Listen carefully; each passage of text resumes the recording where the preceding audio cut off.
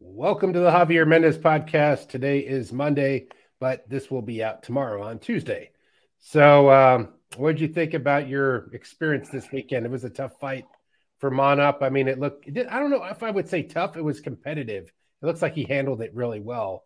And he was up against a real, knockout artist there, but that didn't seem to happen.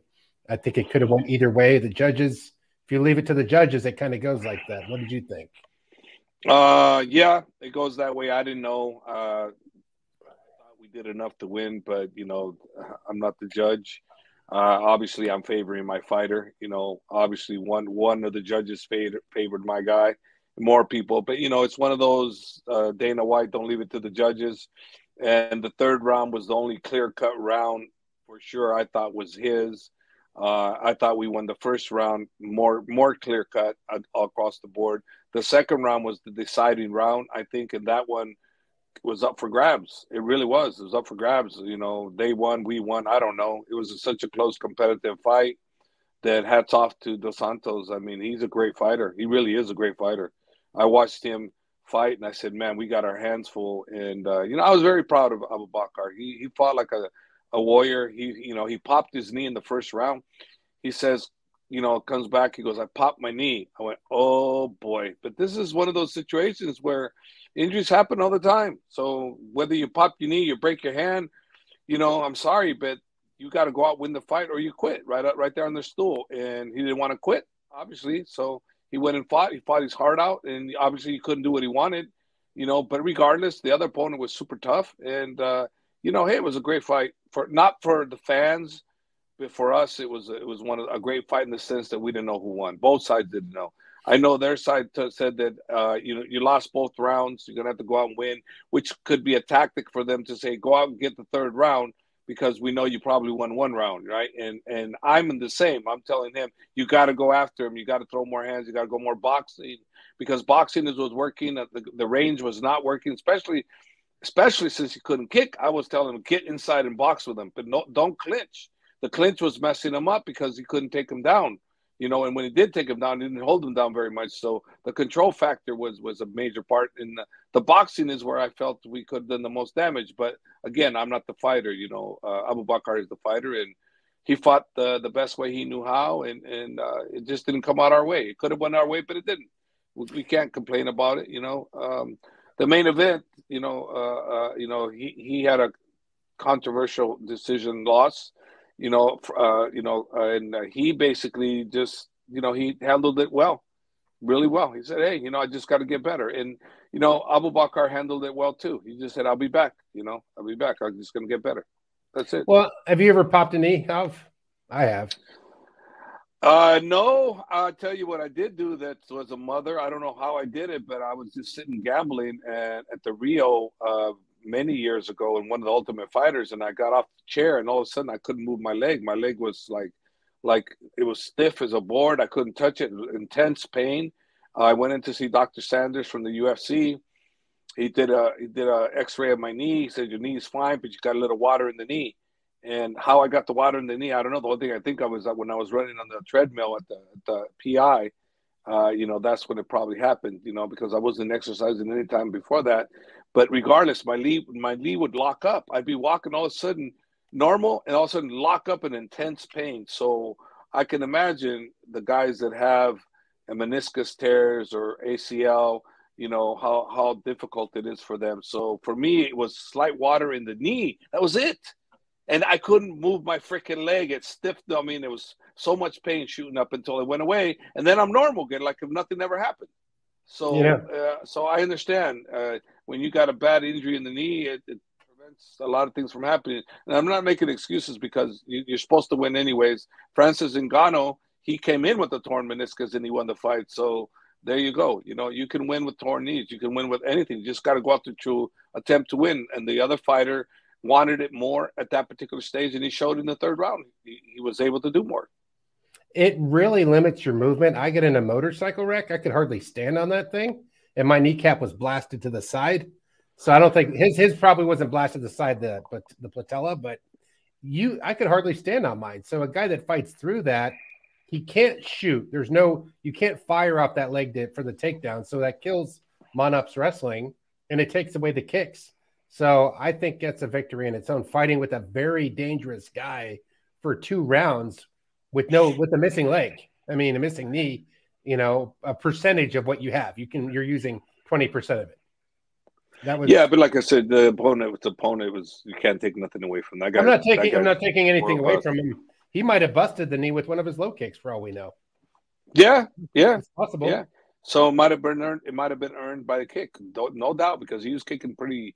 He kicked really good, man. He landed some really good shots, And but anyways, it was just back to the drawing board for Abu Bakr, and he'll be back. He said he'll be back, so all I can count is he'll be back. He had nothing to be ashamed of. It was a good performance from both sides.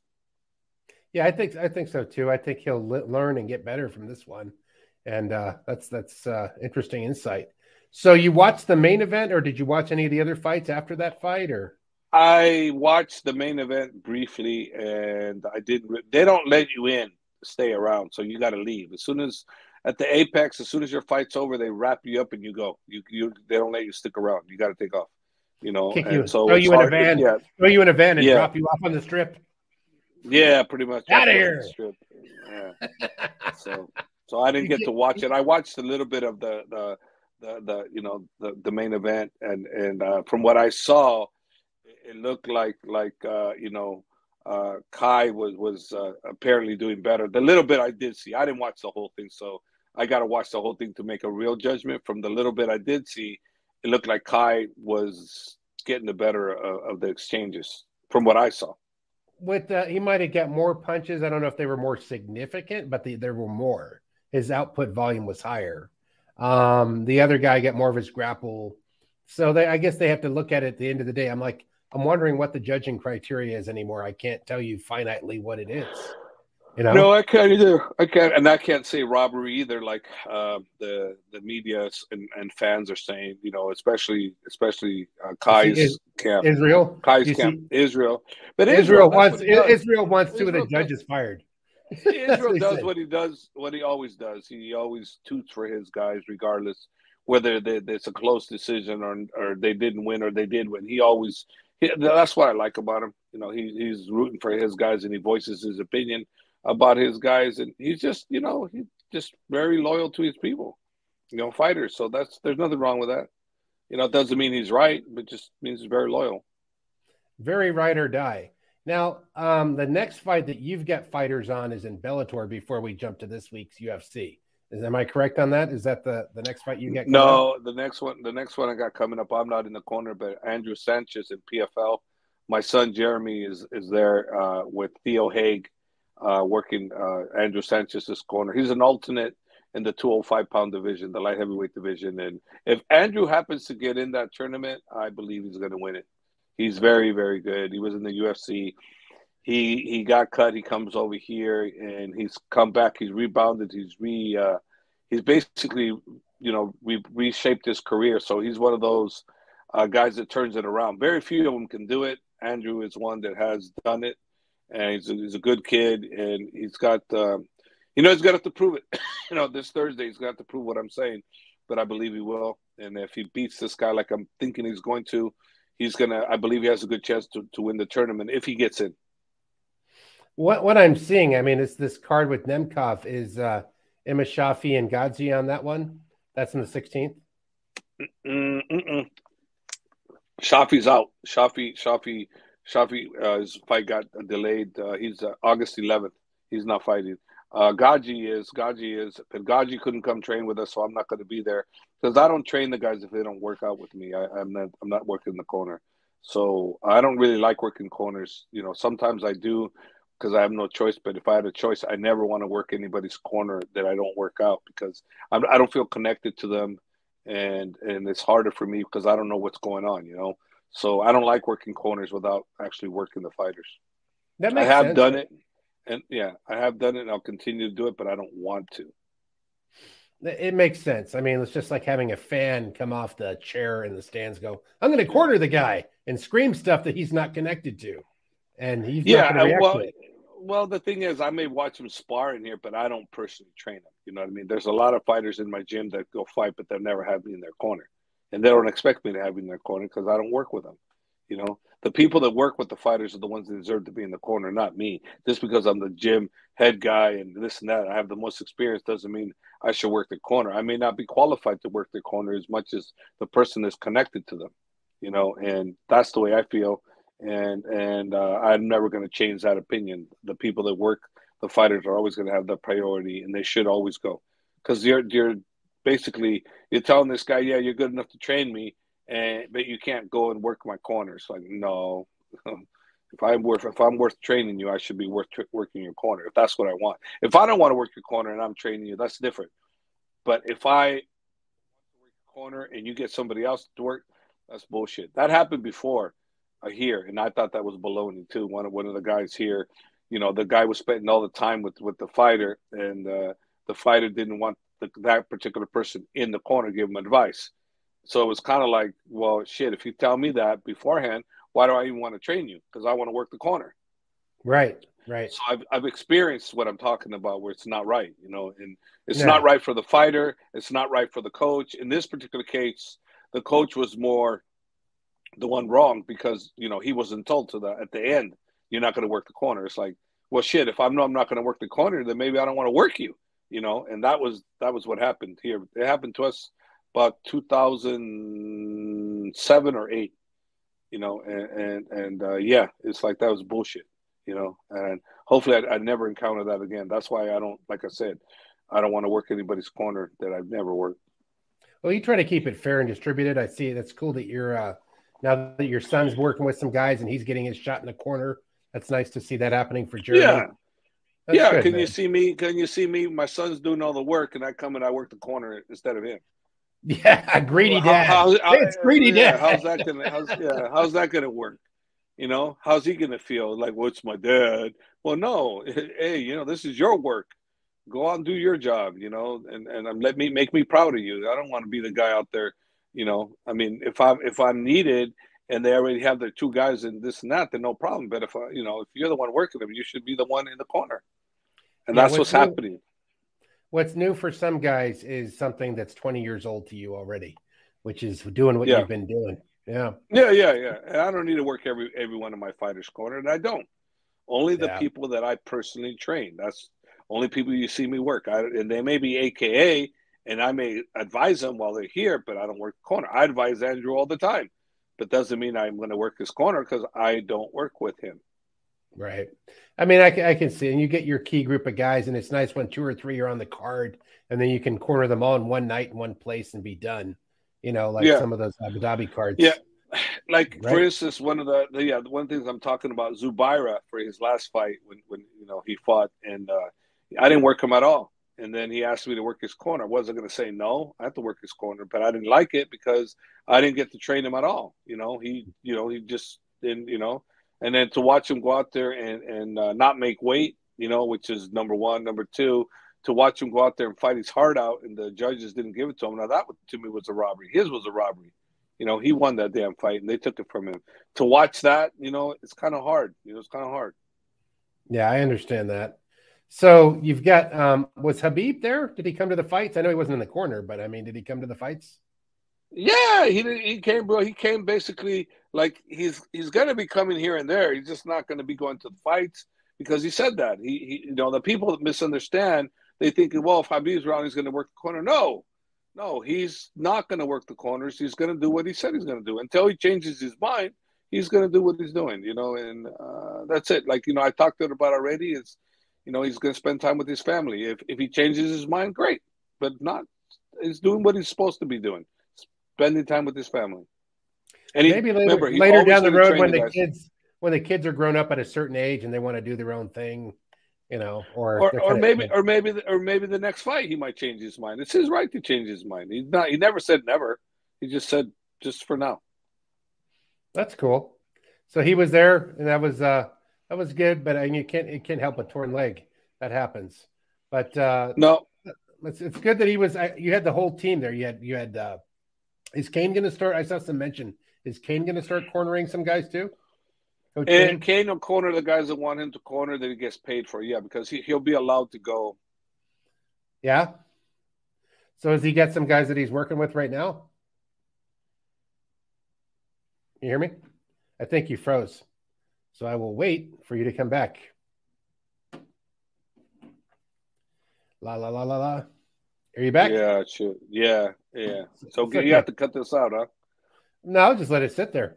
I just sang a song while you were gone. I'm kidding. Wait. It's just a blip. It's quick. Oh. I was just asking you, is Kane working with some guys potentially for the future already? Like some certain select fighters? Yeah, he is. He is. It's just a matter of when he gets out there. He's enjoying the process. He's enjoying being here. He's got a wealth of information to give all the guys, and it's awesome. It's awesome to have him here. I really, really love it. Have that kind of experience here makes just give the new. I'm the old, he's the new, and it's great to have the new. I'm good with words, but as far as the technique and everything of that nature, I'm not good like the new guys on the block are, like him, Habib. Other guys are better at that than I am. My son's better than me on the holding the pads and the newer way of doing things. They do it better than I do. I mean, the one thing I have is the mental. I do that extremely well. I still haven't met anybody that does it like I do mental wise, but technique wise, oh man, there's so many people that blow me away. It's crazy. It's the fighter's mindset. And also reading a guy and seeing where his brain is going, I guess, right? Is that how you would explain it? Yeah. That to me is how I get people, and that's how I've been doing this for 20 something years, where I see that my guy's mental, everything's right, his sparring is right, and I go, boom, we're gonna win this fight no matter what. And I've never really been wrong when I say that. I've been right. Maybe I've been wrong one or two times, of all the fights ever. But usually when someone's firing on all cylinders, mental and physical, we win. Just like I said about Habib's fight with the last fight with Justin Gaethje, when he said those key words, coach, my toe may be broken, but my mental is not. I was like, we're going to win this fight no matter what. And that was the most confident I've ever gone into any fight in my whole career. That last fight with Justin Gaethje. And it just happened to be against one of the most dangerous leg kickers of all time for that weight category. Justin Gaethje is probably a legend in the sense of how he gives everybody hard fights, not as far as championships won, but how he fights. He's probably, the highlight reel, right? So obviously he wins a lot of bonuses because people love watching him fight because he throws fight of the nights. He does. Yeah. It's exciting to watch. He's really exciting to watch. I love watching him. He puts out good vibes. Never been super negative excuse maker. He owns it. He's a man's man. He's a good dude. Yeah, he is. He's a great dude. I don't know him, but he's a great dude. Great dude. Just what I'm reading on the outside. And speaking of which, we get this other fight coming up. We could talk about someone else, but the most important one is Beneil Dariush versus Charles Oliveira. And I wanted to get your look at that. How do you think that fight goes down? Just off the top of your mind, what does your mental algorithm see it look like? Well, I just look at it. The takedown way is not going to happen because Dariush is not going to be taken down by Oliveira. He's just not. It's just not. And then as far as the Beneil taking him down, I don't know if that's going to happen either because if they both go to the ground, it's because they're both wanting to go there. But if one doesn't want to go, I don't know how the other one's going to put him there because they're both not wrestlers, but they're both counter wrestlers. I would think that Beneil, if he wants to take it to the ground, he's the one that could take it to the ground easier. I think Beneil would be the harder of the two to be taken down because Oliveira doesn't care if he's on the ground. Beneil may care. He may not want to be on the ground, but he's great at defending. He's really, really good. As you can see from his last fight, that he had, he fought a great fight. And Beneil's the guy I choose to win the fight, but I don't know because he's fighting Oliveira. I mean, that's one of the greatest, lightweights of all time. So I don't know. I could definitely people forget quickly after a loss how good he was rolling up until he ran into Islam. I mean, was or is? I think he still. I say was. I mean, how he was in that state, he's still that way. It's just what it looks like. Yeah, just with Islam, it didn't work out for him, but he still is as great as he's still that guy. He's still that guy that was still smoking. That guy. Still that everybody. But because remember, The only difference was Islam took him down, kept him down. Everybody else that dropped Oliveira, he got up and whooped their ass. He just didn't get up from Islam because Islam wasn't afraid to go to the ground with him. And that's where Beneil, the same thing. Beneil drops him. He's going to do the same thing. He's going to jump on top of him because guess what? He's not afraid to go to the ground with him either. So Beneil can take him to the ground, and he can finish him on the ground also, just the same. So you cannot tell me Beneil can't do that. I know he can do that, but Oliveira, in all fairness, can finish you on the stand-up and on the ground. So he's dangerous everywhere. So let's see. I heard a mock thing where the fight wasn't happening, but I think it was someone just pulled a prank. That Oliveira pulled out. Meaning joke. I think. I'm pretty sure it's a joke. I don't think he would. Oliveira is a bad man. I mean, I like his style too. I like both of these guys, and both of them make a worthy opponent. Again for Islam. But I'll say, when I remember watching Charles get out there with his dark glasses on, he looks like a friggin' hitman. Like he's there to do a job. You know what I'm saying? When you see him like in those embedded shows, was the week of the fight kind of thing, I was like, yeah. He looks like a badass, but like an undercover, kind of subtle, not like a blatant in your face, tattoos all over his face kind of guy. He just looks like he get an edge. Yeah. I think Beneil is very strong, very hardy, and has true belief in his skills and doesn't doubt that he could win at all. And I think it's on Oliveira to get back in the winning column. It's on him. What do you think the stand-up looks like between these two guys? Very good. Very good. Both good kickers, both good punchers. Oliveira's got better knees, a little longer range, it looks very good in the stand-up for both of them. Oliveira has the weaker chin. Obviously, he's been dropped quite a few times, but he recovers. So his recovery is really well. He gets dropped, but he recovers. The problem is if he gets dropped by Beneil will go to the ground with him just like Islam did. And can he recover on the ground, like he didn't do it against Islam. So it's possible if Beneil gets him down, he won't recover either. Yeah, that's true. I think like the way I look at it from the outsider fan perspective, it looks to me like Oliveira has the flashier tools and the, that's his stand-up. It looks cool and dynamic and all that. Yeah. And it's real fast. Yeah. And then it looks like the power, but he's also got power behind it. It just doesn't look like it's power until it knocks a guy out. And Beneil, he looks like he's all power, but measured and good defensive situation. He doesn't open himself up to get smoked. He's very good, man. Beneil's very good everywhere. Everybody keeps, ignoring this guy, and they shouldn't be ignoring this guy. This guy's a badass, man. He's got a great record. I want him to win because I just feel he deserves it. And Charles, I'll be honest with you, I don't know if we'll get Charles, even if he does win, because it's all based on what the UFC looks at the algorithm of who's going to get the most money for.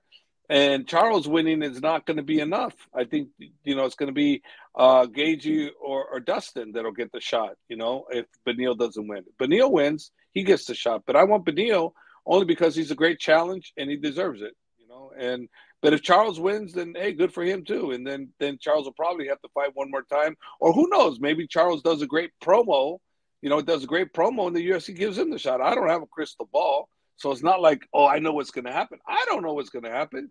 I just know what I would like to happen, but I don't know. I just know that Islam is tentatively scheduled to look for an opponent. And, logical sense is it'll be in Abu Dhabi. That's the logical sense because they need Muslim fighters in the UAE. That's part of the deal. That's why Hamza Shemaya is there. And I'm hoping maybe, we can get Umar there too, and Tahir, and maybe Abu Bakr gets another fight there. That would be a mega card. Oh, my goodness. Yeah, what about Bilal Muhammad? If we can get Bilal Muhammad on that card too, that would be incredible. But I don't know. I'm sure Bilal Muhammad's got the next title shot. He better. I think everybody now knows that Bilal needs to get the next shot. He deserves it. Yeah, how was it having him? Was that his first time at AKA? Yeah, it was the first time here. He's great. He's not a member, but he's always welcome as a member, and we embrace him as a member. But he's always going to be welcome here. This gym here is not that easy to get into. There's a requirements for someone to get accepted here, and it's not as easy as people think. Well, I want to come to AK and train. No, it's not that easy. There's a lot of people that have been refused access here because somehow one coach, one fighter, or many fighters, many coaches, or maybe it's me, maybe whoever gets denied. Then that's all I need is one person denies it. That's it. The person will get in. We've And, done and that many a times.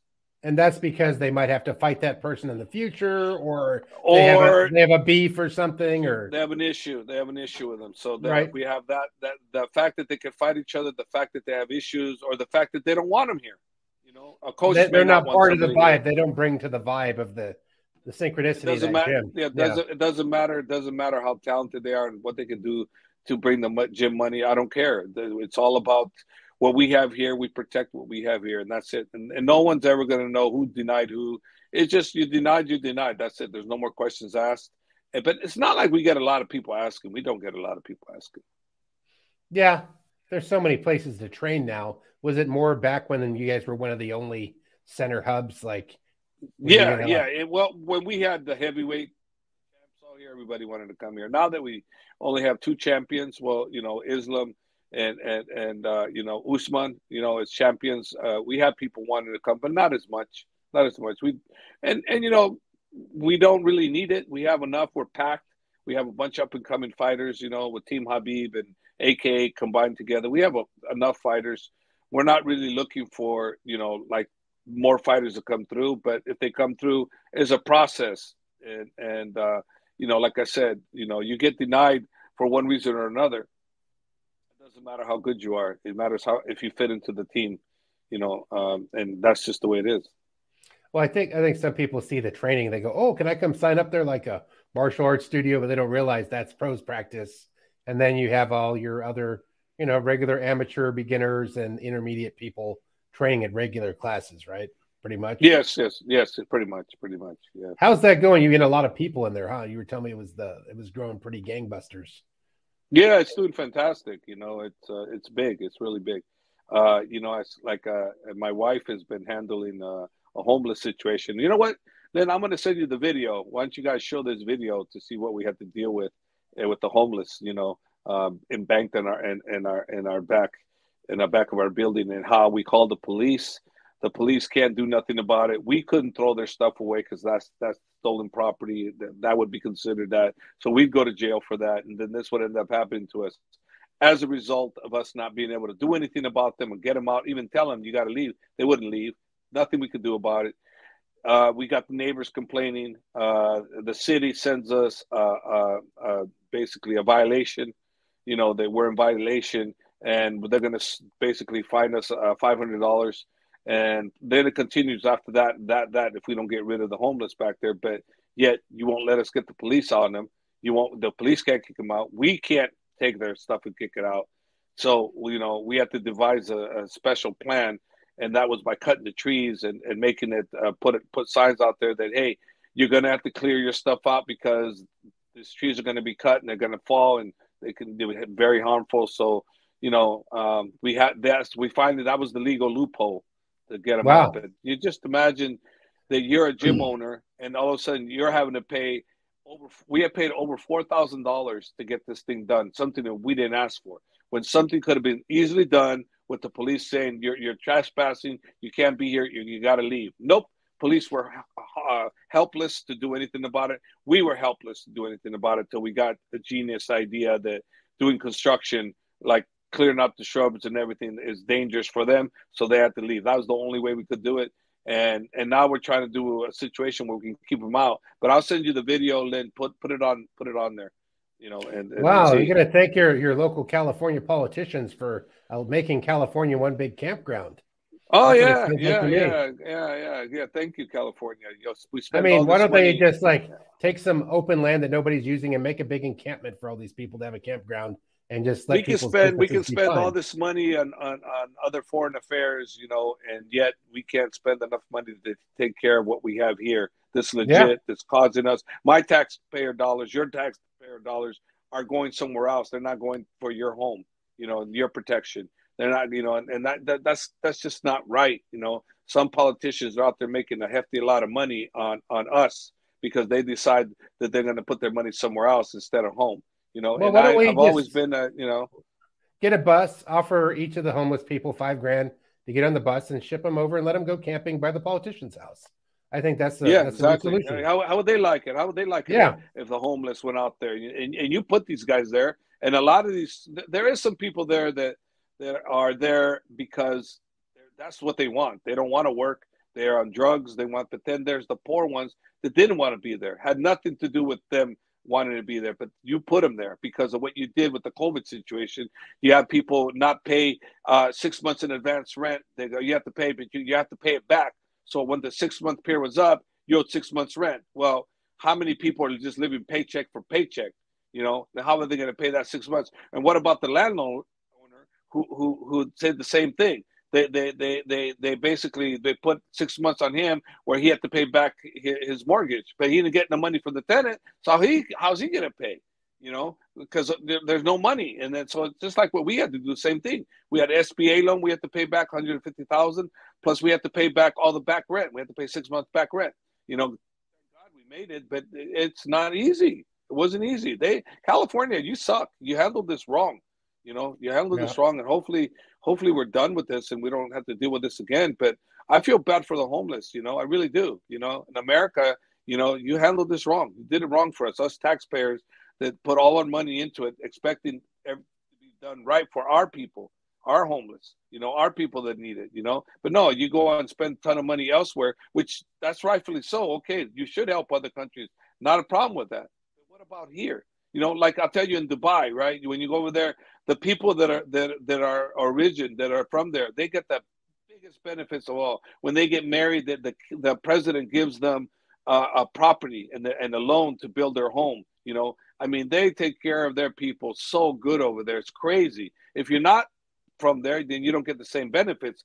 But if you are from there, you get incredible benefits. And it's not right to some degree, but at some degree it is. It is pretty amazing that you have that privilege, So what I'm saying is here, where's our rights? What rights? No, what the police are, I remember that starting to happen just as I was leaving. I visited you there. The gym was locked down before I moved out to North Carolina, and I saw them starting to move in with their big old RVs and stuff, trying to creep up on the side of your sidewalk. It's been like that at Gold's Gym for many, many years in Venice, by the way. And I think it got even a lot worse over the pandemic. And well, yeah, you got to think, what's the cause and effect? Do we look at the people directly and go, you, or like, what got this guy here? What part of our system broke down and made this person become homeless? Why isn't there some place for them to live that has a shelter and food? And why do they, but some of them by choice decide to just do it to where you live. Well, we had about 6 total mobile homes in the back, 6 of them parked on the street. Well, they made a law eventually to get rid of them, but these were good people. These people were living in the motor homes. They were good people. They had jobs. They just had tough times, It's so expensive to work in Silicon Valley. People live in RVs. Yeah, people were living in Google in U-Hauls with a bed in the back and parking in the parking lot and using the shower at Google. That's how expensive the Bay Area was. Yeah. So anyways, that just sucks. But anyways, I'm gonna send you the video, and then you post it along with this so people understand. And the video that I sent, my wife cleared out 75% of it already. And Mr. Me, I was in Vegas, didn't have to do nothing. Obviously, I come back to something clean already that she took care of herself, and by talking to the homeless, talking to the neighbors, and telling the homeless they had to get out, and et cetera, and they complied, but it was only because if they didn't comply, you'll see when I send you the video, you'll see the tree was completely chopped off. It would have fell on them, and that would have been bad. So they cleared up. But hopefully we don't get them back. It's clean back there now. I'll send you 2 videos. The one where it was 75% clear, and you'll still see the mess. It's crazy. Over $4,000 worth of dump collections and tree cutting and everything, and all because the city said we're to blame. How are we to blame? You couldn't even stop us. How are they to blame? The police. How the city gets all your money and then blames you? Yeah. The police come in. I'm sorry. We have a bunch of police officers that train here, and they said, "Man, you can't do nothing. We can't do a damn thing. We'd like to, but we cannot," and they can't. The homeless have rights too, and the thing is, why don't we have something for them? If we're spending all billions of dollars elsewhere, why don't we at least spend 1 billion to take care of our homeless? I know we can. What's the Yeah. harm in that? What's the harm in that? But Yeah. no, we got to go sell our weapons.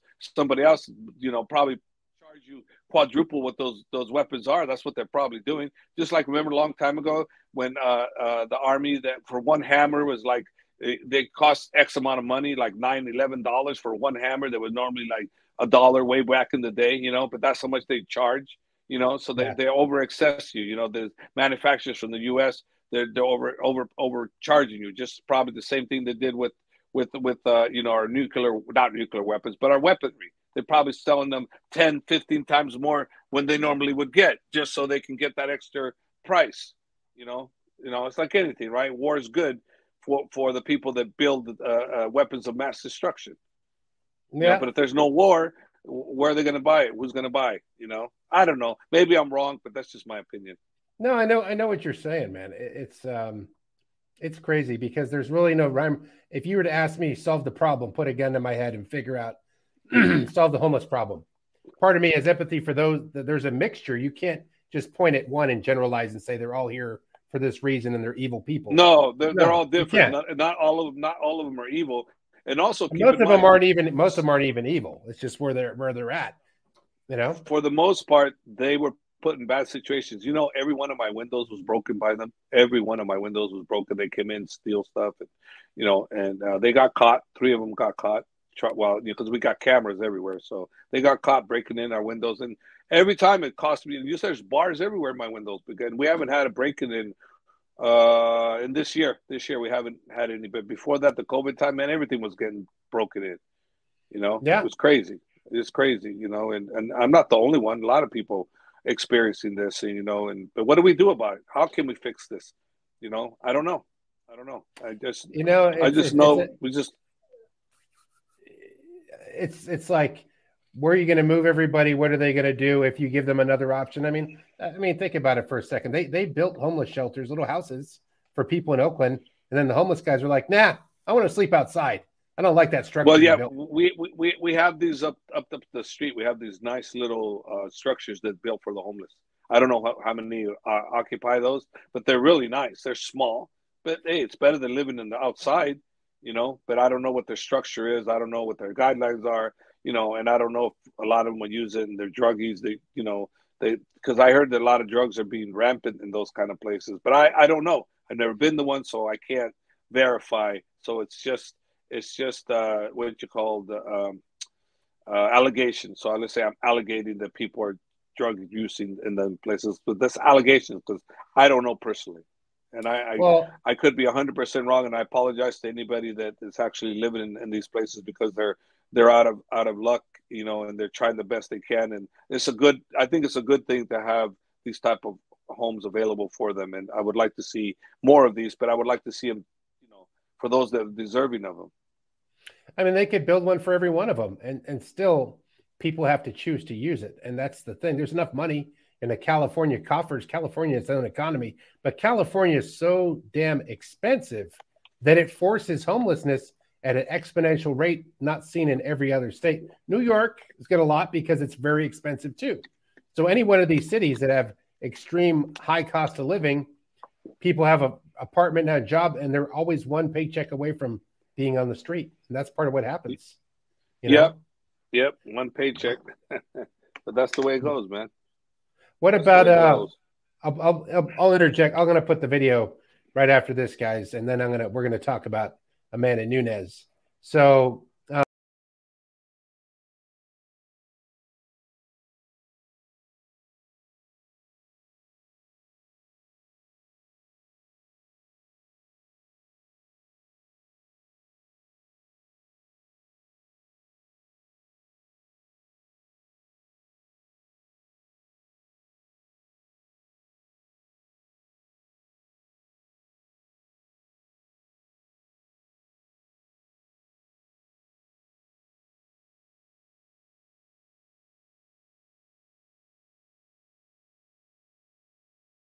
what do you think about the Amanda Nunes fight coming up? I think Irene her Irene Aldana. Irene Aldana. Irene Aldana is, in my opinion, a tougher test for her than the Vixen.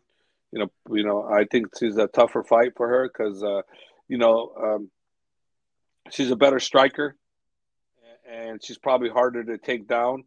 But on the ground, the Vixen is better on the ground. So you have a situation like that, where it's a better fight, I think.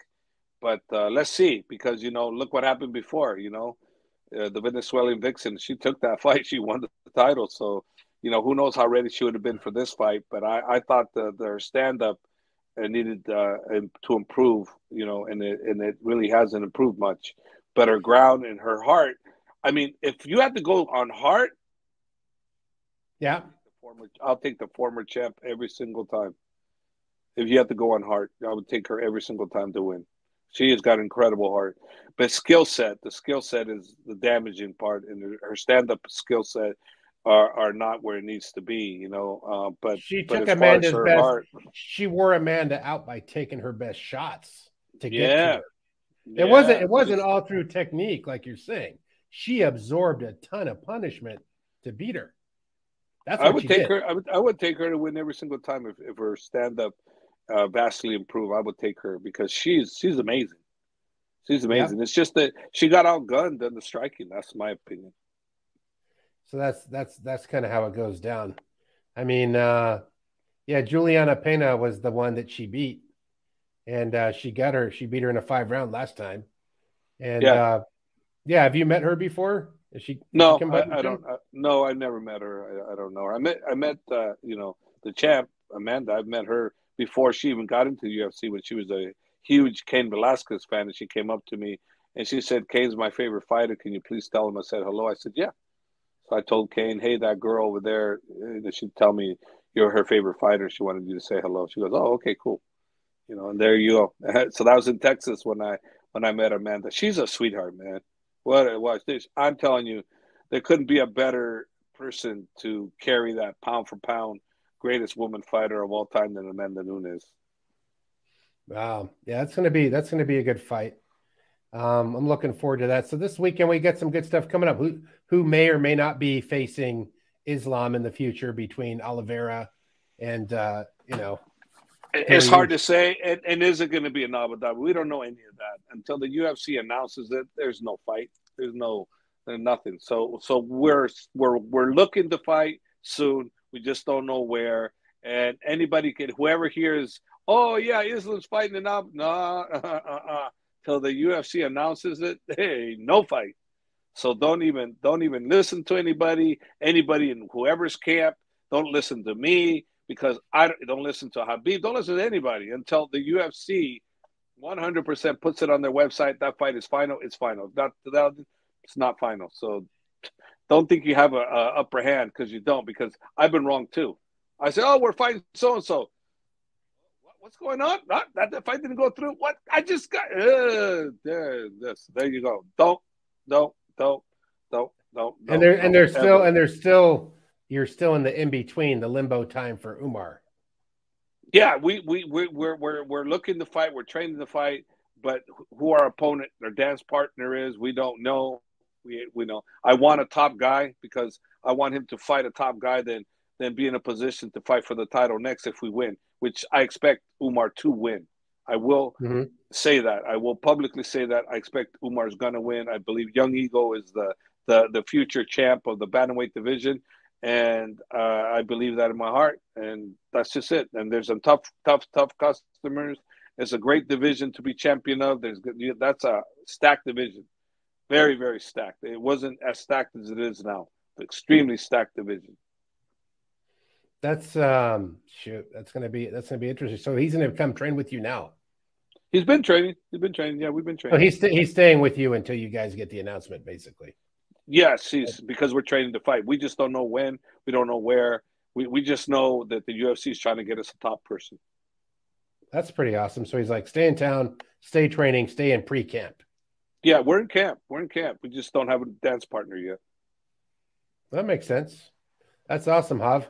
Well, I guess you're going to get back to taking care of your million things. Thanks for another great podcast. Yep. I guess you can send me that video and I can put it in I'm there. gonna send you 2 videos. I did a crappy one, and if you tell me it's too crappy, the one I did, tell me, and I'll go back and redo my crappy video. I'll send you both.